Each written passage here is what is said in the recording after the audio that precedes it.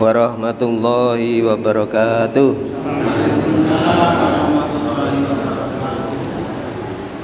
Bismillahirrahmanirrahim. Alhamdulillahirabbil alamin. Alladzi arsala rasulahu bil huda wa dinil haq liyudhhirahu 'ala dini kullihi walau karihal musyrikun wa kafa billahi syahida. Asyhadu an la ilaha illallah wahdahu la syarikalah wa asyhadu anna Muhammadan abduhu wa rasuluh. Qala Allah ta'ala fil Qur'anil Karim, a'udzu billahi minasyaitonir rajim. Wal takum minkum ummatun yad'una ilal khair wa ya'muruna bil ma'ruf wa yanhauna 'anil munkar wa ulaika humul muflihun. Hadratal muhtaramin, para alim, para sesepuh lan para bini sepuh jamaah Masjid Al-Muttaqin ERM Beteng rahimakumullah, yang insyaallah mendapatkan rahmat dari Allah Subhanahu wa taala.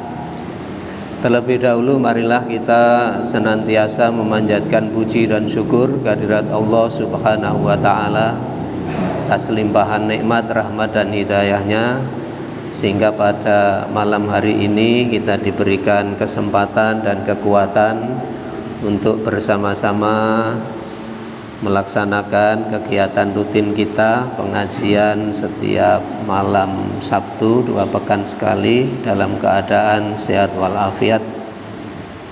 Sholawat serta salam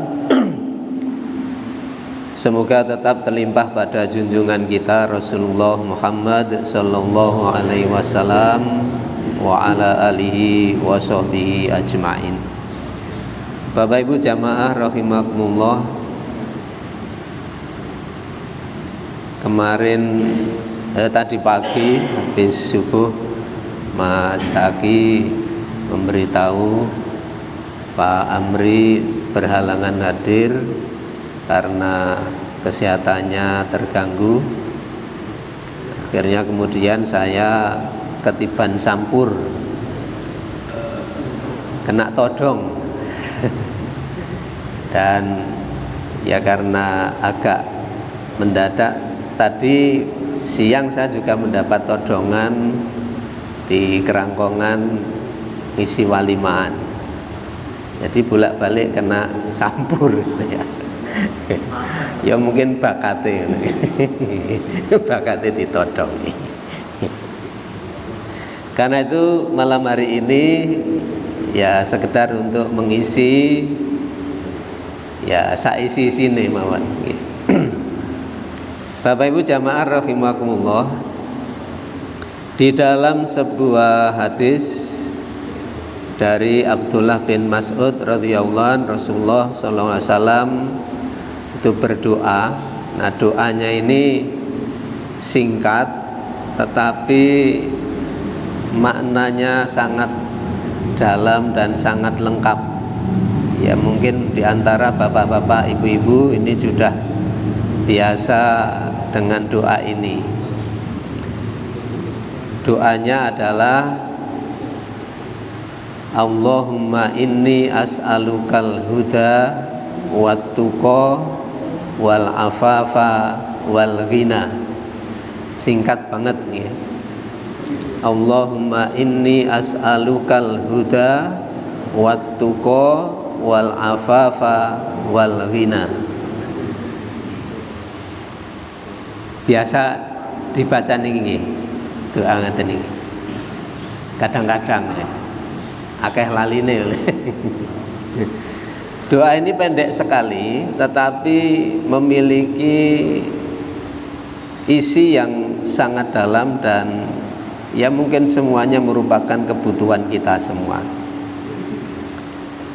Di dalam doa ini ada 4 permintaan kita kepada Allah. Allahumma, ya Allah, ini sesungguhnya aku as'aluka, memohon kepadamu, Yang pertama adalah al-huda, mohon untuk diberi petunjuk. Setiap kita membaca surat Al-Fatihah, kita juga memohon kepada Allah untuk diberikan petunjuk. Di dalam Al-Fatihah itu kan mayoritas ayatnya berupa pujian kepada Allah. Nah, ada ayat yang berupa doa, yaitu ihdinas siratal mustaqim dan seterusnya. Tunjukkanlah kami ke jalan yang lurus. Ya, doa ini semakna dengan doa di dalam hadis ini. Jadi kita meminta kepada Allah, berdoa kepada Allah supaya diberikan petunjuk, diberikan hidayah. Hidayah adalah petunjuk, bisa juga berupa bimbingan dari Allah, agar kita manusia ini bisa melaksanakan tujuan Allah menurunkan manusia ke muka bumi ini, sehingga perjalanan manusia ketika hidup di dunia ini berada pada jalan yang benar, jalan yang lurus. Nah, tujuan manusia diturunkan oleh Allah ke muka bumi, saya kira kita sudah hafal. Napa, Pak? Yang pertama, manusia diturunkan oleh Allah ke muka bumi supaya beribadah kepada Allah. Jadi kita diciptakan oleh Allah ke muka bumi ini untuk menyembah kepada Allah, untuk beribadah kepada Allah. Nah, supaya kita bisa beribadah kepada Allah dengan benar, maka Allah memberikan petunjuk. Nah, kita selaku manusia selalu meminta kepada Allah supaya diberikan petunjuk ini, diberikan jalan lurus ini. Di samping itu, tujuan Allah menurunkan manusia ke muka bumi, wa idz qala rabbuka lil malaikati inni ja'ilun fil ardi khalifah. Jadi manusia diciptakan ke muka bumi ini oleh Allah dijadikan sebagai khalifah, sebagai pemelihara alam semesta ini, sehingga manusia dilengkapi dengan kesempurnaan akal dan pikirannya, maka manusia memimpin kehidupan di muka bumi ini. Karena itu maka manusia ini makhluk Allah yang paling sempurna. Gantengnya yang paling ganteng juga manusia. Tidak ada yang lebih ganteng dari manusia. Sak ganteng-gantengnya ketek, Pak. Itu masih ganteng saelek-eleke manusia. Karena itulah maka supaya manusia bisa menjalankan fungsinya sebagai khalifah, sebagai pengatur alam kehidupan di dunia ini, maka perlu petunjuk dari Allah yang kita setiap saat diharapkan selalu memohon diberikan petunjuk oleh Allah Subhanahu wa ta'ala. Petunjuk itu ada beberapa macam. Yang pertama adalah petunjuk yang disebut al-ilham. Al-ilham adalah petunjuk berupa naluri, atau sering juga disebut dengan insting. Allah memberikan naluri, memberikan insting ini kepada manusia, tetapi juga kepada hewan dan tumbuhan. Ya, manusia diberikan naluri. Sebagai contoh, misal anak yang baru lahir, atau katakanlah balita umur seminggu sampai sebulan misalnya, atau 2 bulan. Bayi sekian ini kan belum bisa diberi pembelajaran, diwarai nangis, diwarai bersih-bersih kan belum bisa. Maka yang bekerja pada anak usia ini adalah naluri dari Allah. Nah, contoh nalurinya bagaimana? Misalnya kalau bayi ini sakit, maka yang dilakukan adalah menangis. Atau bayi itu merasa tidak nyaman karena ngompol misalnya, maka pasti dia akan menangis. Bayi itu lapar, dia akan menangis. Bayi haus, menangis. Jadi yang dilakukan adalah menangis. Itu dah naluri, sehingga nanti orang tuanya itu akan mencari apa yang menyebabkan bayi ini menangis. Oh ditelok, oh ngompol, berarti harus diganti popoke. Oh luwe, oh ngelak, dimii, dan seterusnya. Ini naluri pada manusia sebagai contoh. Pada binatang juga ada naluri, karena binatang ini lebih banyak kehidupannya menggunakan nalurinya atau instingnya. Kalau binatang tidak memerlukan sekolah nih. Misalnya ada sapi beranak. Kalau sapi itu beranak pagi, maka anaknya sore hari itu sudah bisa berdiri, bisa mencolot-mencolot. Tidak ada yang ngajari, Pak. Terus bisa ngemik dewe, Pak. Dan anehnya gak keliru gitu, padahal gak diberitahu. Ini tempatnya di gini gitu kan, gak diberitahu ya. Tapi gak keliru, Pak. Gak keliru di sikil misalnya kan, tidak ya. Ruh nih. Lah itulah naluri yang diberikan oleh Allah. Lek keliru nang sikil lah kena seletak ya.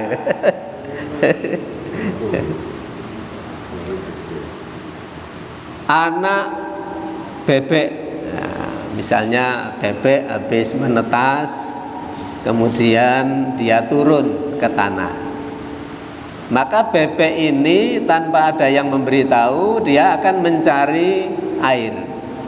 Dia langsung terjun ke air, meskipun tidak ada yang memberitahu. Beda dengan anak ayam. Anak ayam begitu turun ke tanah, dia akan menghindari air. Dia tidak mau datang ke air. Itu adalah naluri atau insting yang diberikan oleh Allah. Tumbuhan juga ada naluri untuk kelangsungan kehidupannya. Nah, kemudian yang kedua, petunjuk yang diberikan oleh Allah untuk kehidupan manusia supaya bisa melaksanakan fungsinya sebagai hamba yang mengabdi kepada Allah dan juga sebagai pengatur kehidupan di alam semesta ini. Maka Allah memberikan petunjuk yang berupa panca indera. Ada indera penglihatan untuk melihat, indera untuk mendengar, telinga, ada indera untuk mencium, hidung, ada indera untuk meraba, ada indera untuk merasakan, lidah. Nah, panca indera. Nah, dengan panca indera ini manusia bisa melakukan aktivitas kehidupannya di dunia ini. Tetapi dengan insting, dengan naluri, dengan indera yang 5 ini, manusia juga belum bisa melaksanakan fungsinya dengan sempurna. Dan panca indera ini pun satu dengan yang lain itu saling kolaborasi, tidak cukup satu indera. Jadi saling melengkapi. Sebagai contoh misalnya, kalau kita naik sepeda pancal, kemudian sepeda kita itu bane meledos, dor gitu. Ya, penglihatan kita tahu ini ban ini meledos karena jebol itu. Indra penglihatan kita tahu ini meledos. Tapi kita belum yakin kalau itu meledos, maka harus diraba, dipejet kan itu.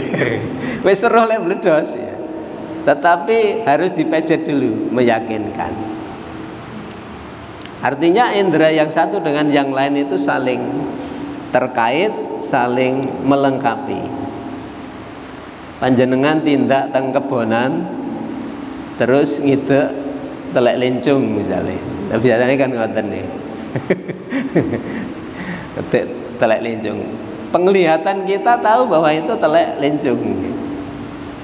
Tetapi indera kita, penciuman itu belum yakin, maka ya diambusi ke, oh telek lencung temenan. Biasanya gini tuh. Utawa sing sering utek-utek napa niku, anune kuku niku. Nek kukune ireng-ireng ya.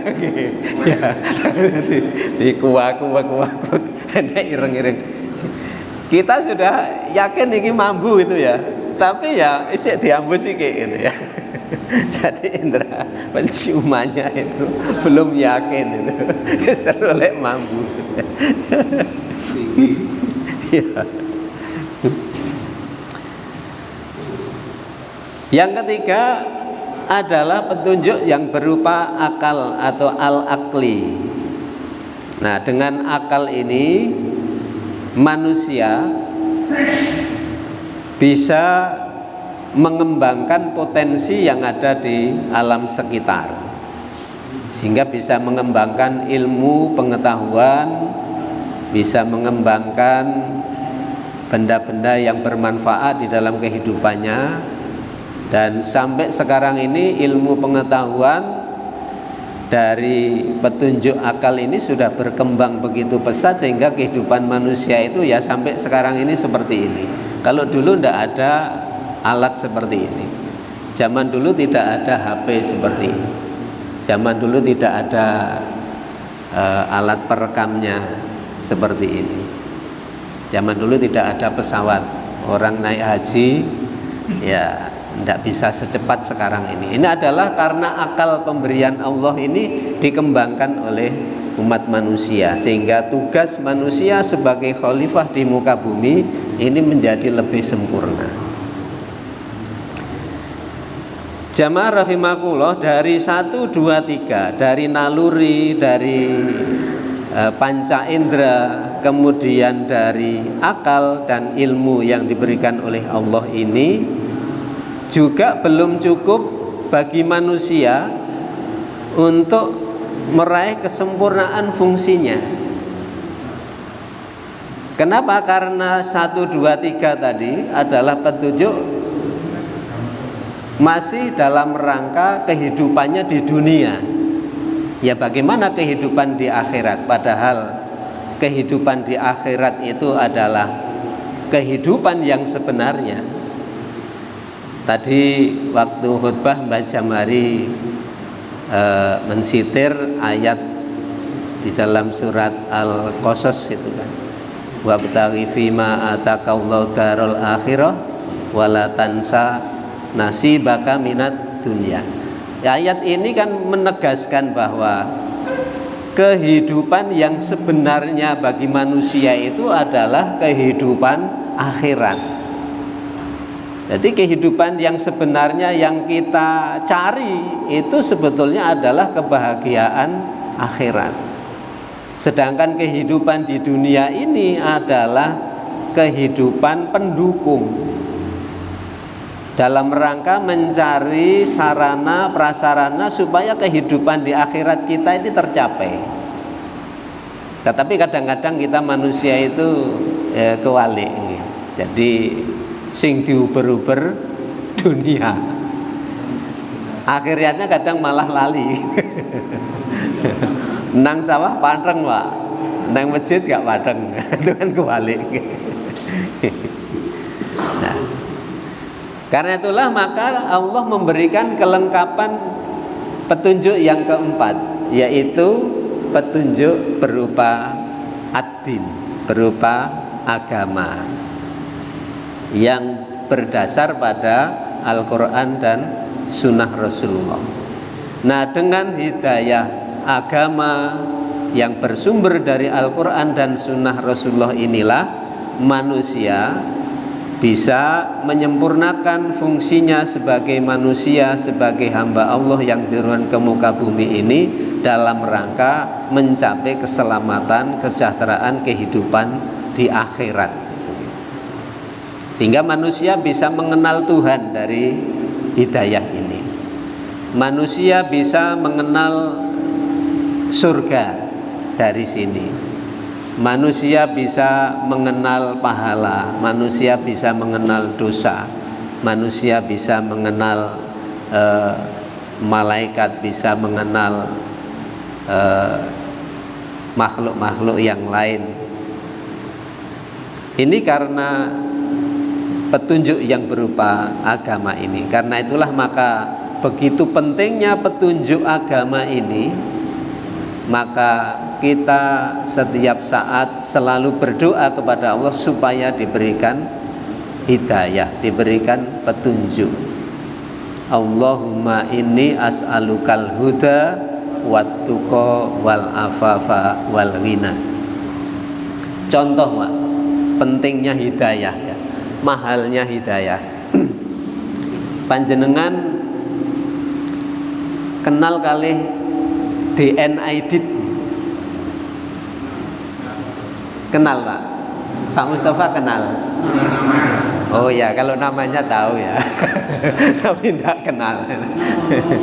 Iya, saya juga tidak kenal, cuma tahu namanya. DNID, DN itu singkatan dari Dipo Nusantara. Aslinya DNID itu tuh namanya Ahmad Aidit. Nah, Ahmad Aidit ini putra dari seorang ulama. Bapaknya itu pendiri sekolah Muhammadiyah di Belitung kan. Jadi bapaknya itu kiai. Nah, Ahmad Aidit ini waktu kecil rajin mengaji, seperti santri itulah. Kalau ngaji suaranya bagus, kemudian kalau azan suaranya bagus, seperti Cak Kolik ini. Kalau ngaji bagus, kalau azan suaranya bagus, kemudian anak ini cerdas, sangat cerdas Ahmad Aidit ini. Sehingga karena bacaannya bagus, kalau azan juga bagus, maka Ahmad Aidit ini ya menjadi muadzin. Kalau ada acara-acara itu ya diminta untuk membacakan ayat-ayat suci Al-Quran. Nah, kemudian Ahmad Aidit yang santri ini kemudian sekolah di Jakarta, di sekolah dagang di Jakarta. Nah, di sekolah inilah Ahmad Aidit ini berkawan dengan orang-orang yang pahamnya adalah paham komunis. Jadi mereka sering membaca buku-buku Marxisme, Leninisme gitu ya. Sehingga karena kedekatan itu maka kemudian akhirnya Ahmad Aidit ini terbawa oleh teman-temannya ini, terpengaruh, sehingga setelah dewasa Ahmad Aidit ini masuk ke dalam kelompok komunis ini. Nah, karena kecerdasannya maka akhirnya Ahmad Aidit ini menjadi tokoh penting di dalam komunis di Indonesia, dalam gerakan PKI. Nah, akhirnya karena dia sudah masuk PKI, Ahmadnya dihilangkan, Pak, dibuang. Jadi Ahmadnya dibuang, diganti dengan Dipo Nusantara itu, DNID. Lah disinilah pentingnya hidayah, Pak. Ternyata anak yang santri, katakanlah santri unggulan kan gitu ya, ngajinya bagus, adanya bagus, bapaknya seorang ulama. Ternyata setelah dewasa hidayah itu bisa hilang. Ya itulah pentingnya hidayah bagi kita di dalam kehidupan kita. Meskipun kita ini ya barangkali sudah termasuk hidayahnya cukup kuat, tetapi mungkin karena pengaruh yang lainnya bisa saja hidayah itu akan luntur. Oleh karena itulah maka setiap hari kita harus berdoa. Nah DNA Edit ini kan kemudian pada saat kejayaannya PKI sekitar tahun 65 itu kan menjadi pimpinan Partai Komunis Indonesia.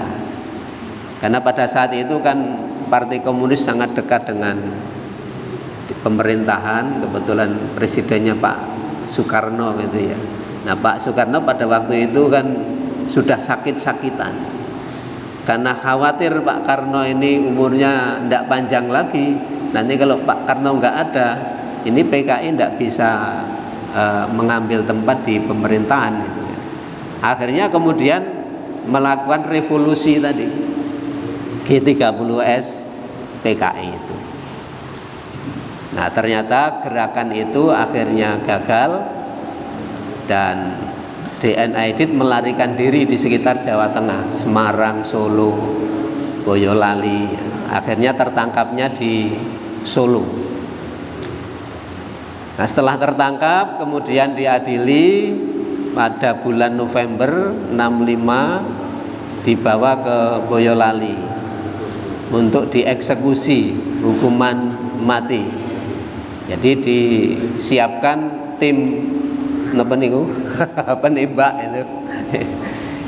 itu di Boyolali di Sumur Tua di situ. Jadi ditembaknya di situ. Nah sebelum ditembak, DNA Edit ini diberi kesempatan untuk menyampaikan ya kata-kata terakhir lah, barangkali tobat atau mungkin sholat apa gitu ya, untuk menyadari perbuatannya salah. Makanya diberi kesempatan.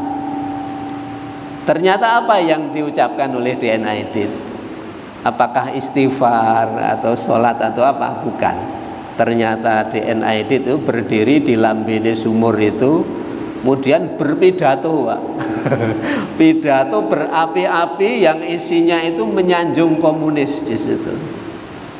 Kemudian menganjurkan orang-orang supaya mengikuti komunis. Akhirnya karena tim penembaknya itu gregetan, ini kok malah rakaruan nih. Wah, akhirnya ditembak, langsung masuk ke dalam sumur tadi.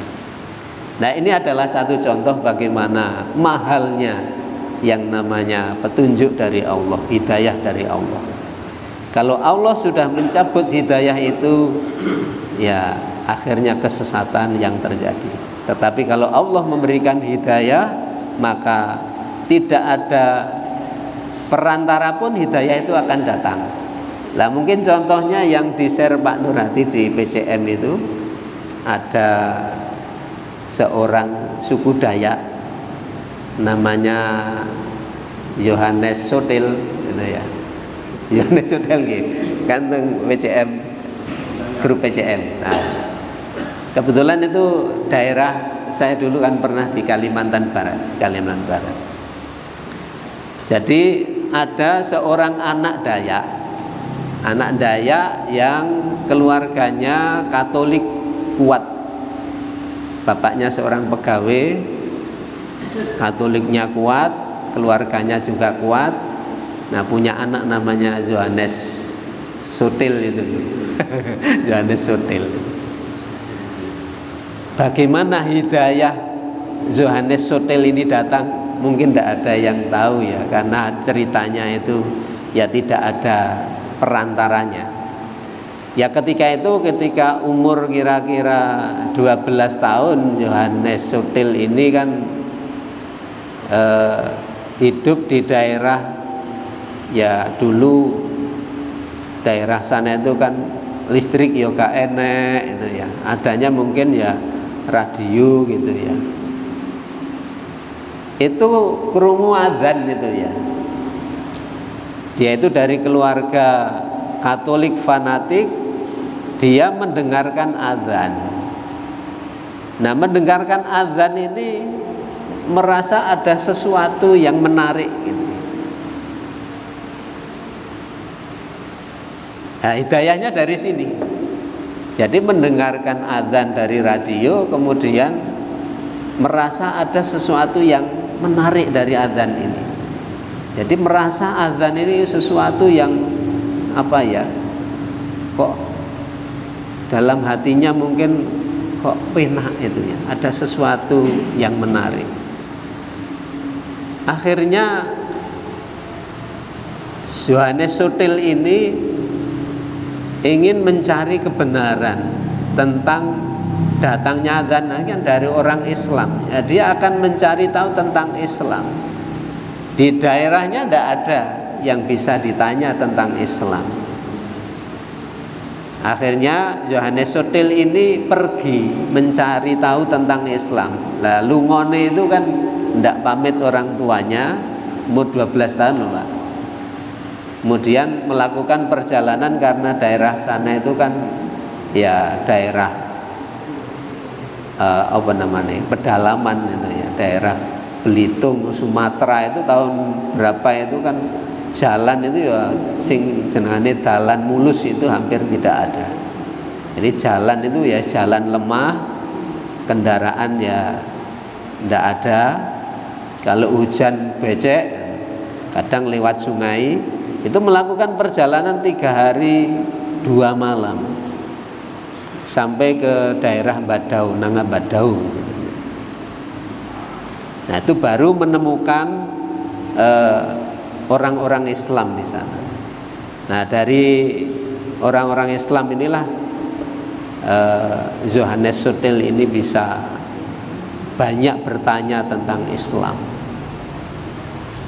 Nah, akhirnya dia masuk Islam, tapi orang tuanya sangat marah mendengar anaknya Yohanes Sutil ini masuk Islam. Maka orang tuanya bertekad akan membunuh anaknya ini. Jadi gak terima oleh anaknya masuk Islam. Ya, pengen balik lagi jadi Katolik. Bahkan ancamannya itu nulisnya pakai darah katanya. Kalau orang Dayak kan gitu Pak. Jadi orang Dayak itu kalau sudah marah, itu kalau mengungkapkan itu dengan darah itu. Apalagi kalau mengajak perang itu kan pakai mangkok merah itu. Mangkok merah itu mangkok isinya darah. Itu dibawa ke rumah-rumah berarti ini pengumuman untuk perang. Itu orang Dayak. Nah, akhirnya setelah menjadi seorang mu'alaf, menjadi seorang muslim, menjadi muslim yang kuat, Yohanes Sutil ini memiliki tekad untuk memperjuangkan Islam. Dan benar akhirnya Yohanes Sutil ini bisa memu'alafkan orang-orang non-muslim yang ada di sana. Bahkan tidak hanya ratusan orang yang bisa dimu'alafkan itu.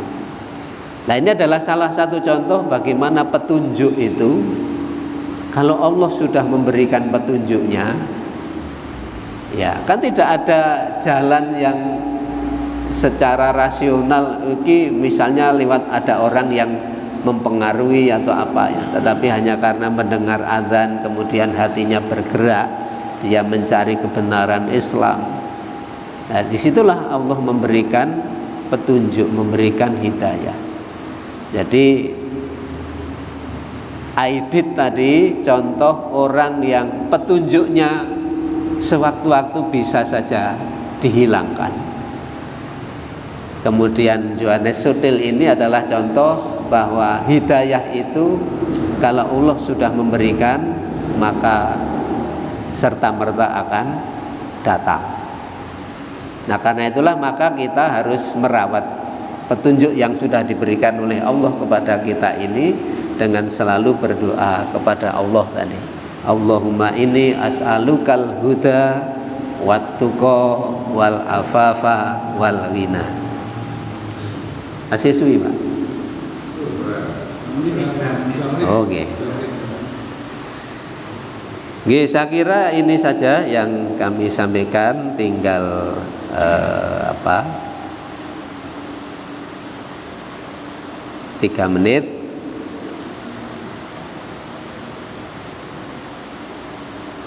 Nah, kalau kita mengawali pembukaan acara misalnya, sering kita pakai kalimat alhamdulillahilladzi hadana li hadza wa ma kunna linahtadiya laula an hadanallah. Ini mengambil dari surat Al-A'raf 43 itu ya. Alhamdulillah, segala puji bagi Allah, alladzi hadana li hadza, yang telah memberi hidayah, petunjuk kepada kami. Wa ma kunna linahtadiya laula an hadanallah, dan kami tidak akan mendapatkan hidayah jikalau Allah tidak menunjukkan kepada kami. Ini betul bahwa hidayah, petunjuk itu datangnya hanya dari Allah. Ihdinas siratal mustaqim, tunjukkanlah kami ke jalan yang lurus. Jadi terakhir, mari kita bersama-sama selalu berupaya untuk menjaga hidayah yang sudah diberikan oleh Allah kepada kita, agar terus menjadi landasan kehidupan kita, sehingga tujuan akhir kehidupan kita di akhirat nanti bisa kita raih keselamatan, kesejahteraan, kebahagiaan kehidupan di akhirat tanpa melupakan kehidupan kita di dunia. Saya kira ini yang kami sampaikan, ada kurang dan salahnya kami mohon maaf yang sebesar-besarnya. Nasrum minallahi wa fathun qarib wa basyiril mu'minin. Assalamualaikum warahmatullahi wabarakatuh.